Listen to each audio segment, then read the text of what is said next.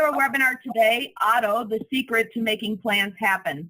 My name is Kathy Barthelt, and I am responsible for sales and marketing at CrossroadsRMC, and I will be the webinar moderator today. During today's webinar, we will talk about schedule slippage, understanding and preventing slippage, and how the right tool, such as OTTO, can make all the difference to your business with regard to planning and keeping commitments to your customers. Our presenters today are Ron Smith and Jim Rittenmeyer. Ron is an OTTO consultant and Jim is the OTTO product manager. Also on the phone today is Frank Petrazio, the director of our IBMI consulting group, who will kick the session off for you today by giving you a brief overview of our company and our LX practice. With that, I would like to turn it over to Frank to begin the presentation. Thank you, Kathy, and welcome, everyone. Good afternoon. I just want to cover the agenda real quickly with you folks, and then, again, give us a little bit of update and status on what we are and who we are here at Crossroads. Then we'll get into the actual demonstration of the product, and I'll come back to you at the end, and we'll have a question and answer session. So, again, I just want to do an overview of Crossroads, what our focus is, and then you heard Kathy mention the term slippage and things like that. So we're going to talk a little bit about that, then we'll walk through the presentation, do some success stories, and then we'll get into the next steps. We're going to move right into the overview. Just real quick, from Crossroads perspective, we've been around since 1984, 30 years experience plus in the manufacturing distribution vertical. Our staff is minimum 20 to 32 plus years experience with BFIX. We are an Infor partner from two fronts, the consulting services side and the solution provider for our MES solution. Our MES solution sits on their product list that their reps can sell direct. Our experience with BFIX goes all the way back to the system 36 days, and we are the largest practice in the U.S. right now for Infor and the LX practice. Office is basically in the Midwest all the way to the Northeast, if you will, and then I have a handful of consultants who work out of home offices spread out through the Northeast. Our expertise is in data collection, MES, and ERP add-ons, much like what you're going to see today with the OTTO product. Again, our focus real quick, manufacturers and distributors globally, Fortune 100 companies. We've done implementations all over the world and upgrades for clients, U.S., Canada, Mexico, the UK, APAC. We've been all over the place. Our focus is basically an on-time, on-budget, single point of accountability is what we're after. Our specialties are business consulting, technical consulting, EDI, education training, and solutions like we're about to show you today with OTTO. So that's really all I wanted to share with you folks today. I'm going to hand it over to Ron Smith. I'll come back to you later at the question and answers and enjoy the rest of the presentation. You're up, Ron. Welcome, guys. Thank you so much for attending. It's a privilege having you aboard. We're going to talk today about a word called slippage. We're going to define slippage, we're going to talk about slippage, and then we're going to talk about how to prevent it. This section discusses how improving the productivity and the effectiveness of key users, and we call those key users knowledge workers, will increase manufacturing throughput by preventing slippage. A materials manager for a high-volume, quick response manufacturer has said, OTTO is a quick and easy solution to give planning, scheduling, purchasing, and shipping the tools they need to work efficiently. We no longer have daily meetings with shipping to determine their shortages.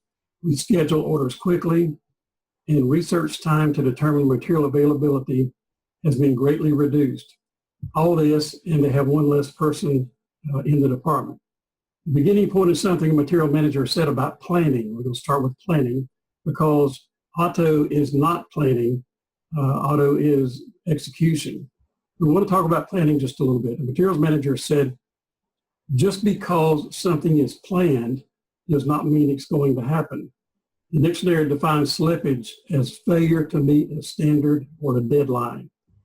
In manufacturing, we define slippage as any break in the plan that disrupts both the normal material flow and the rhythm of the plant that is preventable by timely knowledge worker intervention. People tend to believe that sound planning will prevent slippage, but it doesn't, and you'll see why as we move along in this presentation. So let's talk about planning itself. An internal consultant recently said in a meeting that their material problems would be eliminated if their planners would just work the exceptions, work those item exceptions, take care of the expedites and de-expedites. Exceptions have become viewed as a normal and a necessary core part of item-based planning. But in reality, exceptions are indications that events are not happening according to plan, that out of balance situations exist. But what would happen if a plan was perfectly balanced and there were no planning exceptions? What if demand and supply were perfectly balanced? Would all supplies still arrive on time? The internal consultant mentioned above thought so, but the materials manager, in his wisdom, quickly pointed out that for that to be true, for all supplies to arrive on time, then every supplier, internal and external, would have to deliver every item on time with no past dues. We all know, guys, that that does not happen. Therefore, every properly planned supply is at the same time a candidate for slippage. So what causes exceptions? There are basically two types of exceptions. The first is a demand exception. Things happen that weren't planned. So it's a demand exception. Changes in demand, short lead time emergency orders, or a change to an existing order inside the lead time. And that happens quite often, as you guys know. Secondly, there are supply exceptions. Things that were planned, but they didn't happen. Purchasing or manufactured material didn't arrive on time. Work orders, operations did not get completed on time, whatever reason. This is called slippage.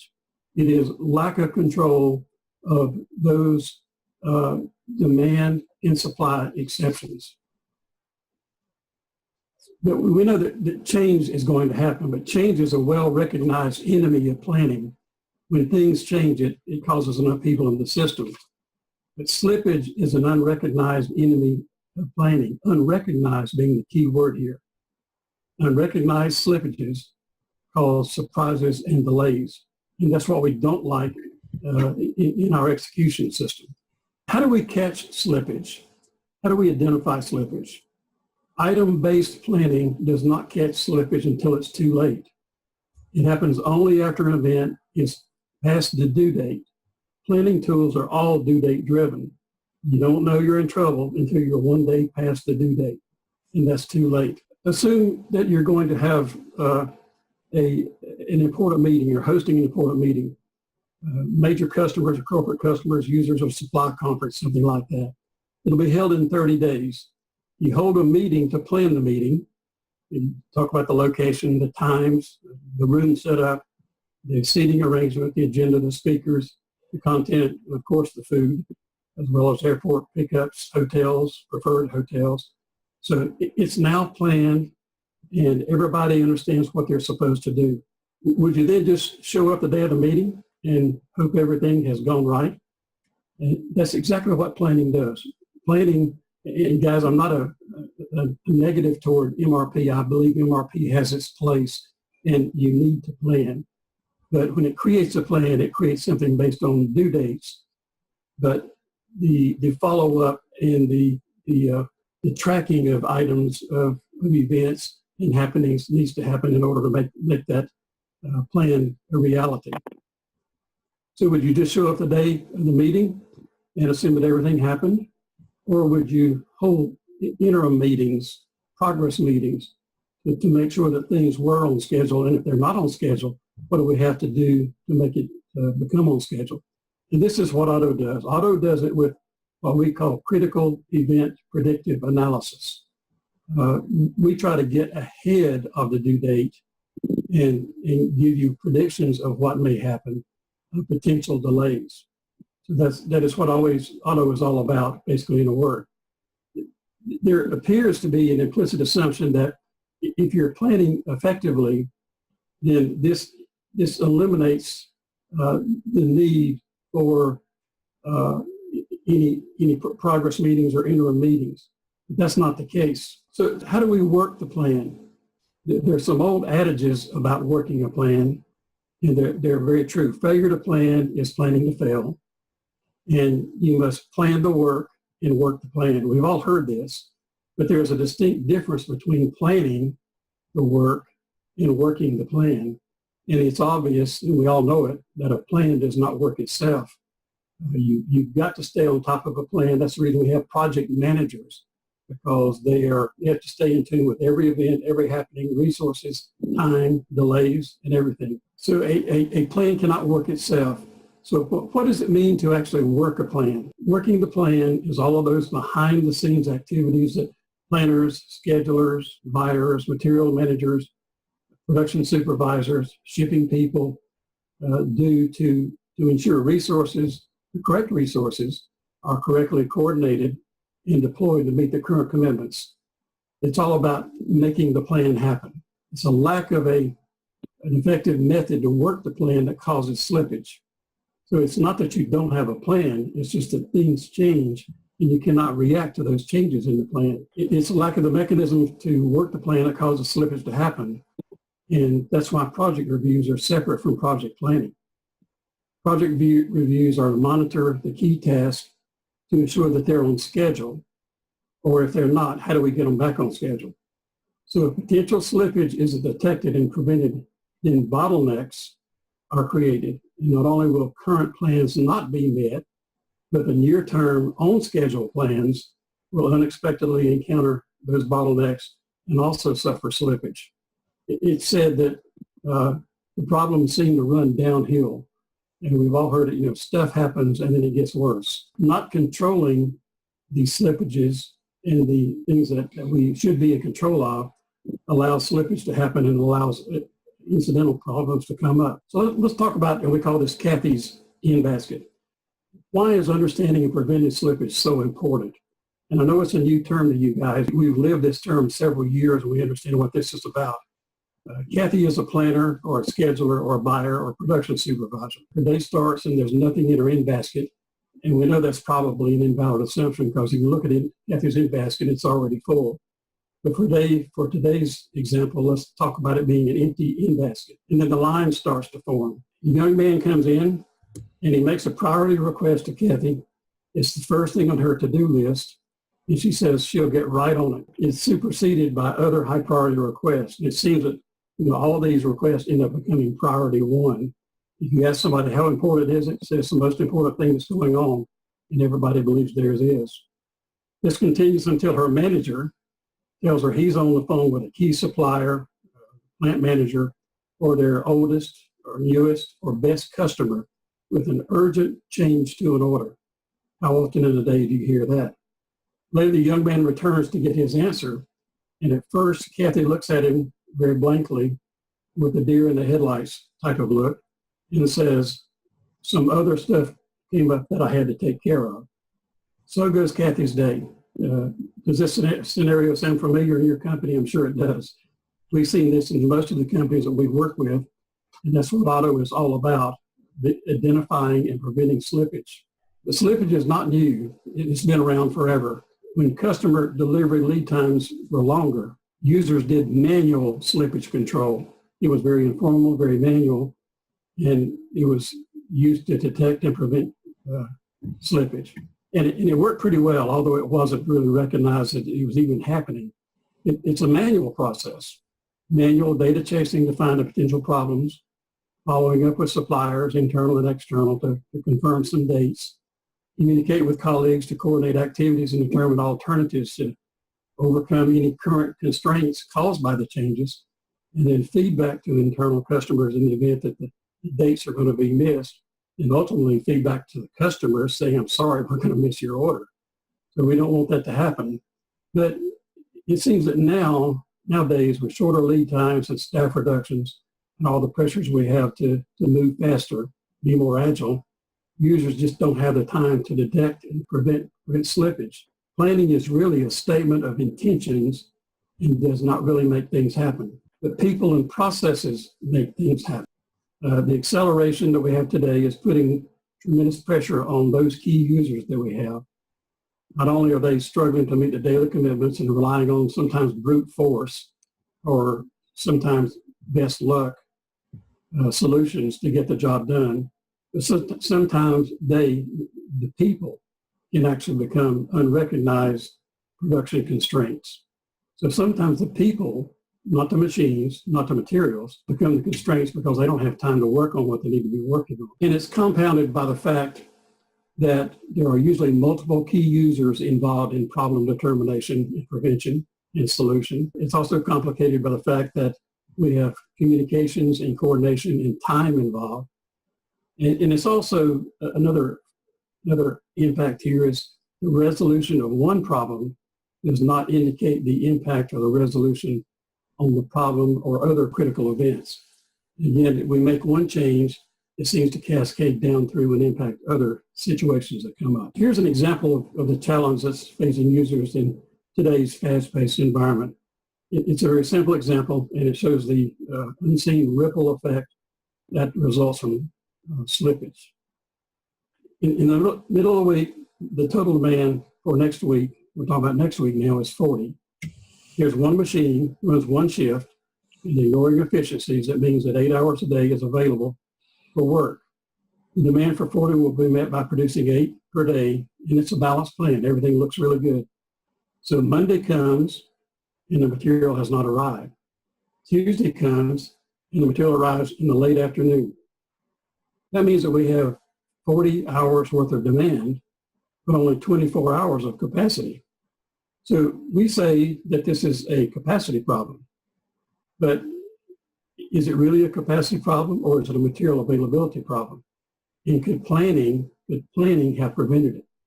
The answer is planning could not have prevented it because they assumed everything was happening on time. You didn't know until it was too late. The vendor's only 2 days late, which is not unusual. After all, if everything arrived on time and according to plan, we wouldn't be having this discussion. We wouldn't even need OTTO. But the material is created an apparent capacity problem, and it's treated as such. And it causes Kathy and several other people in the company to swing into action just like firefighters. So there's a lot of phone calls, internal communications, emails, and sometimes even finger pointing. It's like driving down the interstate projecting on-time arrival, unaware that there's a delay or wreck or something ahead, that traffic is backing up. Planning is more important than ever, but it is no longer sufficient to meet current challenges because it doesn't identify and prevent this slippage that we're talking about. Let me say that again because it's so important. Planning is more important than ever, but it's no longer sufficient to meet current challenges because it doesn't identify and prevent slippages. Only people can prevent slippage. People can anticipate and overcome current constraints, but this requires time for analysis. We've not given our people enough time to do the analysis, and they need to apply the knowledge and what they know to the situation in order to be able to correct it. We don't rely on computers to resolve problems. We rely on computers to give us information to solve problems. Quite often, we don't have the time to resolve those problems in the daily work. Slippage can create change. Sometimes change causes missed commitments. So it's not unusual. How do we prevent slippage? What's the best way to prevent it? First of all, and the most important thing is to eliminate manual data chasing. And that's a pretty big task, I know. Before OTTO, the common theme of all the customers was that we're drowning in data, but we're starving for information. What we need is less data, more information on a timely basis, usable by those key knowledge workers to resolve problems. We have a current prospect looking at OTTO who said they had created over 300 reports to help find and correct problems. I would also submit to you that although they have 300 reports, that is still an overkill to data chasing. How is a company going to look at 300 reports a day to try to get a problem resolved? So planning is top down by item, but manufacturing is bottom up by production unit to satisfy shipping units. Coordination is the key. So coordination really needs to happen to make all this happen, starting at the bottom, the raw materials, the sub-assemblies, the intermediate items. The supervisor in the machining area of a window company said that they have a list of priorities for machining by item and by work center. But what he really wanted to know was what he really should be working on right now that would match up with all the other components that are coming through, including glass assemblies, so they could make complete windows. Coordination is the key to flow. Knowledge is the key to coordination. You can't manage what you don't know. And in a lot of situations, we find out that companies are spending a lot of time expediting and fighting fires. And we have a little term we say our desire is to move customers from firefighting to fire prevention. And that's what OTTO can do for you. The OTTO logic is a demand-driven pull system that sorts through the ERP data. All demands and all supplies in the data. It creates a work file of indented soft linkages between demand and supplies. And you would say that MRP does this. MRP does this from the top down. We take the demand and then we start at the bottom and say, how is this demand going to be fulfilled from the bottom up? And there's a link, direct link from each and every component requirement back to the customer order, even the line item, customer line item, where it will end up. As a result, it becomes obvious where everything is going, what activities will lead to which line items, and to find those, whatever activities it might be, perhaps few, that might delay an entire shipment. It's all about throughput and improved on-time shipments. Some key post-planning events, normally outside of the planning engine, MRP would not normally do this, that customers are monitored using OTTO, which can also cause slippage, include outside services such as heat treating and plating, receiving, QC and inspection, all-site inventory, temporary locations such as beside a conveyor, overseas containers in a shipping yard and waiting to be moved to the plant, and also companies who are make to order doing design engineering. It's kind of like power saws. Power saws don't make bad carpenters into good carpenters. Power saws can make fast, bad carpenters. Power saws make good carpenters more productive by reducing non-value-added steps of sawing, so more can be spent on value-added tasks. Pretty big statement there. What we're after is giving time to do the value-add task instead of working on the menial tasks that need to be done. Users need tools to give them more time to apply their knowledge to work the plan in order to prevent slippage. OTTO does predictive analysis to anticipate delays in shipping. Now we're going to move to Jim, and Jim's going to show you how OTTO actually does this. Thank you, Ron. The company we're going to deal with here manufactures store fixtures, shelving, and counters for major retailers. The bill of material is typically 3 to 4 levels deep. Almost all orders are received via EDI or e-commerce. So we're going to start with a simple shippables inquiry. We have a customer, an order number, a date, nothing unusual there. Line items, the number selected, it's really all the line items on the order, but some customers will have us exclude certain items like marketing literature or marketing aids or hardware kits or things like that. So selected means the items they want us to monitor. Shippable means the number of line items on the order that are shippable from inventory. Non-shippable means number of line items that there's no inventory.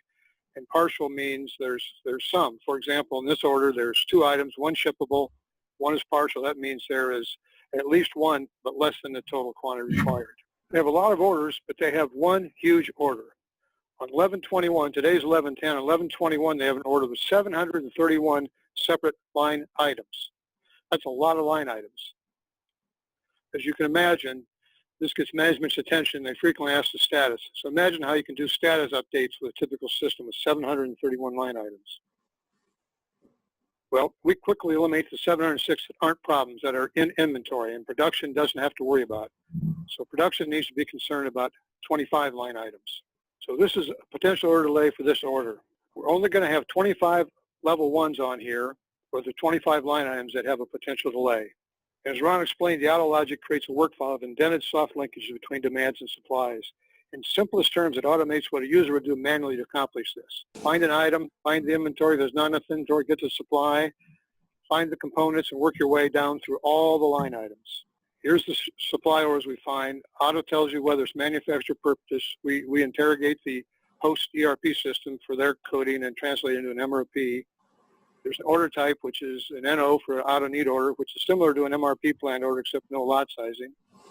Host firm planned order, host shop order. The message is a need order, which is somewhat redundant, but it made more sense to put N/O than a blank. F/P is follow-up.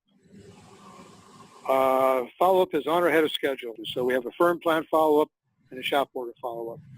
Required date, the date due, supply quantity, and drop dead is a number, the quantity of supply needed for this requirement. So this firm plan order has a quantity of 50 and we need 2 of them. This component shop order is for 75, we need 50. So the follow-ups are the key because they're on or ahead of schedule, and they are things that can create slippage if we aren't careful, so they need to be monitored and managed.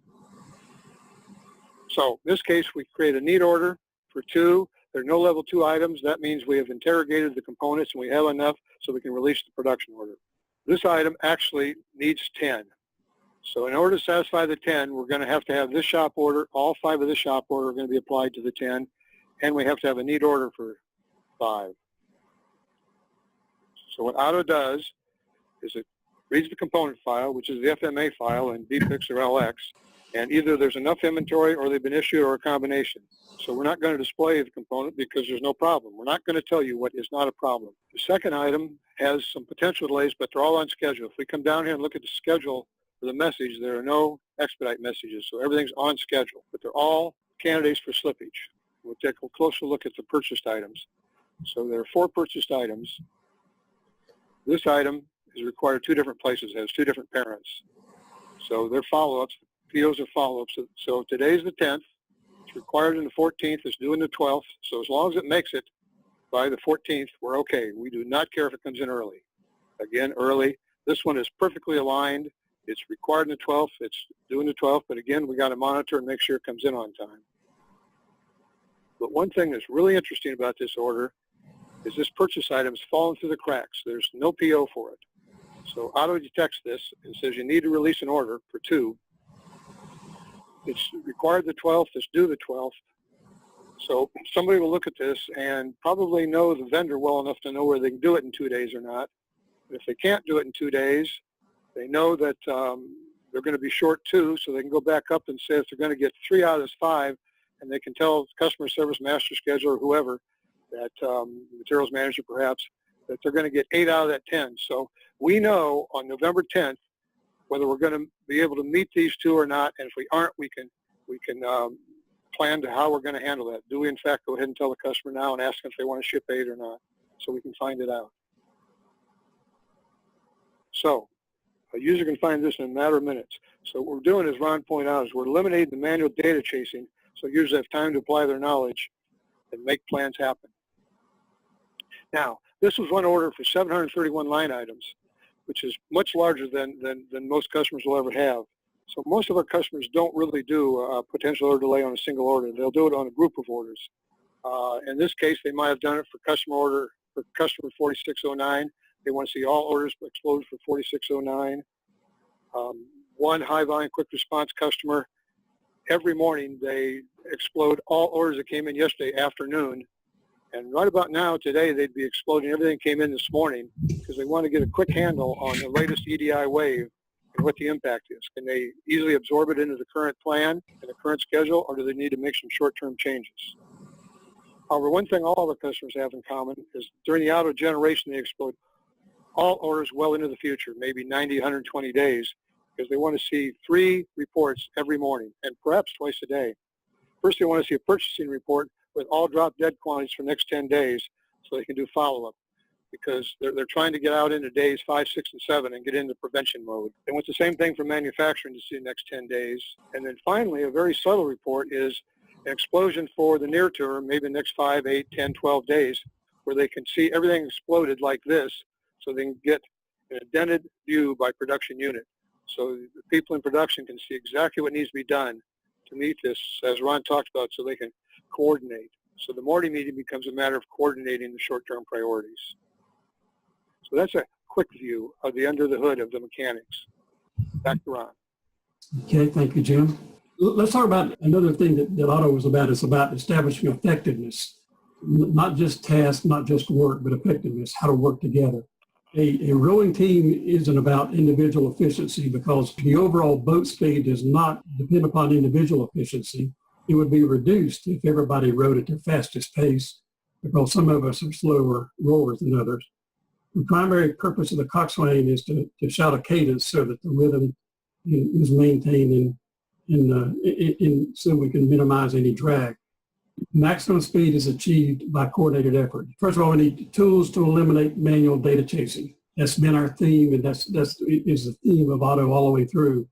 Eliminate manual data chasing. Give us some meaningful reports that are pertinent, that are factual, that are focused, so that we can make business decisions and not just spend all of our time chasing data. We want to work the plan so we have more time to apply the key user knowledge, these knowledge workers, so they can ensure the correct resources are correctly planned and deployed to meet current commitments. So it takes a team effort, and it takes a tool that realizes that several things have to work together, and that's how OTTO was constructed.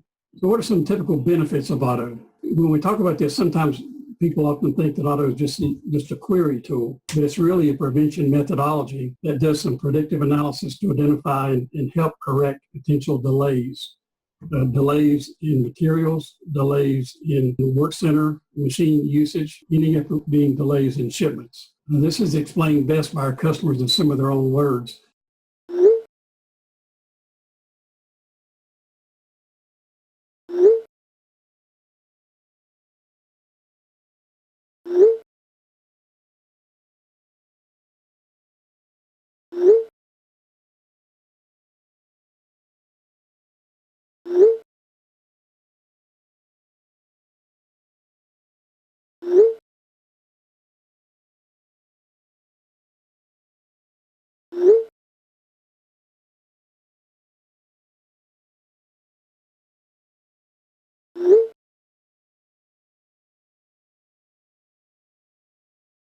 These are operational improvements. The question is, how much money is it saving companies to run OTTO? We've run some analysis on that, but I think there's some testimonials that give some real credibility to this. Pump company says we had shipping records the first 4 months. Nothing changed except the use of OTTO. Manufactured punch presses said they doubled production in 6 months. The store fixtures company that Jim was talking about set a record 268 trailer loads in the second month with an on-time 99% plus delivery. Gasoline pumps eliminated 6 work-in-process trailers. Can you imagine going out digging through a trailer and trying to find your work-in-process so you can finish an assembly? A light pole manufacturer set shipping records for the first 2 months. The sock manufacturer, which Jim alluded to being the high-volume, fast turnaround, improved plant throughput by 20%, reduced inventory by 25%, and maintained their shipping percentages. A large crane manufacturing said shortage reduction, growth without increased headcount, WIP lowered by almost $1 million. In agricultural products, the company said shipments to 98% in 2 months and WIP lowered to $700,000. It's kind of noteworthy and significant that many of these benefits increased their capacity, reduced inventory, increased throughput, improved on-time shipments with no increases in resources. And these people will directly attribute that to their implementation of OTTO. Now, this is not part of the agenda, but I want to go through this because you got some questions in your mind. I know I want to try to answer some questions early. First of all, OTTO integrates seamlessly to your existing system. We're already integrated into several ERP systems, BPIX, LX, all versions of that. OTTO makes no changes to your ERP software, so it's not destructive. It installs in less than 2 hours. It actually installs and starts running in less than 2 hours. It requires no data entry. Requires virtually no internal IT resources. We have people who tell us, I'm working on a big project right now, and my people are not available. And I say, we really don't need IT people to implement OTTO. It's a user-driven product, and we would prefer to work with the users. And in most cases, relevant information reports are available in 2 days or less. Somebody asked, how long does it take to implement OTTO? Typically 30 days or less. And We had people who said they achieved their ROI within the first 30 to 60 days. So what would be the recommended evaluation process? We can demonstrate OTTO using your live data. And that takes about 1 day to get there. The reason it takes a day is because we need about a day to analyze your data to determine where some of the problem areas are that we would want to demo to you. That's not the OTTO install and not even the OTTO processing. The processing for OTTO normally takes less than a minute to run through a system. So this is understanding your data so that we can present it to you in a demo. We provide a 30-day trial for the software on the live system. Since we don't change your ERP system, your base data, we don't have to have a separate LPAR or area to install it. We use live software because we're not changing any of your data. You can see exactly how it operates in your company, and you're quite often able in the first week or two, or at least 30 days, to identify some benefits that it has to offer to you. So it's easy, it's not painful, and it really works. It offers you a low cost, low risk, with high potential payback in a very short amount of time. So how do we put it to work? The only thing we need is transaction system for the source of the data. We work with the same files you have. We don't create any new master files. And again, we create work files from all that. Data preparation, there's an auto extraction. We extract the host data, and we do our linkages, our soft linkages, and we tie every demand to a supply. And we also determine what days those will be available. The implementation only takes a day or two or a few days for training. There's no immediate time savings. And we need some management assistance or support to say that this is worth doing. Because management is normally the people who says we're going to move from firefighting to fire prevention. The other questions come up, do we need to be running MRP? MRP is good. We believe in planning, but it's not necessary to run OTTO. We can run OTTO in companies that do not run MRP.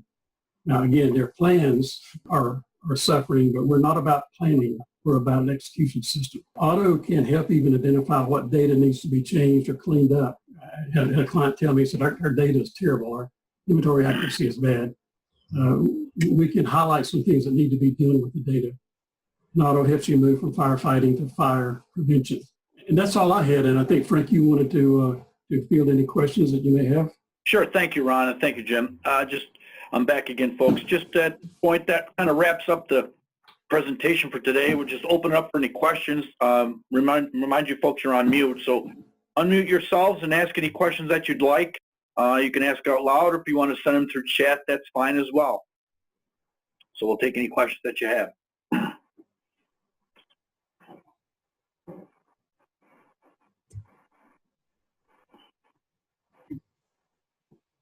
So we answered every question. That's good. Yes. I'm just getting one now through chat. Okay. It says, the question is, what version of BPIX LX does your product support today? Jim, I'll let you feel that one. All that I know of. I don't know of any that doesn't. Okay. I think you know better than I do. What's the latest that you're aware of? We go from 4.0 to 8.3.5. Yeah. Yes. Right now, it's currently supported for all products all the way up to 8.3.5. Okay. Thank you for that. Folks, any other questions?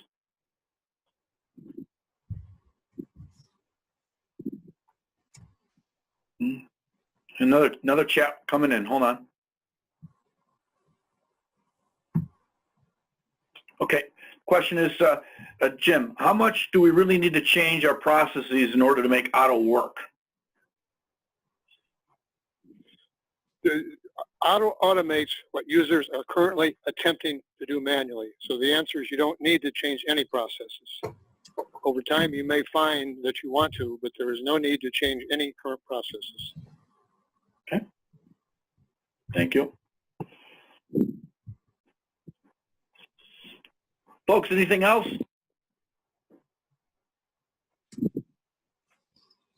Okay, Kathy, I'll hand it back to you at this point if there's no further questions. Okay. So I'd like to thank everybody for joining us today. Again, this webinar has been recorded and a link will be sent to all the registrants no later than the middle of next week. Thank everyone for joining us and have a great rest of your day. Thank you. Thank you.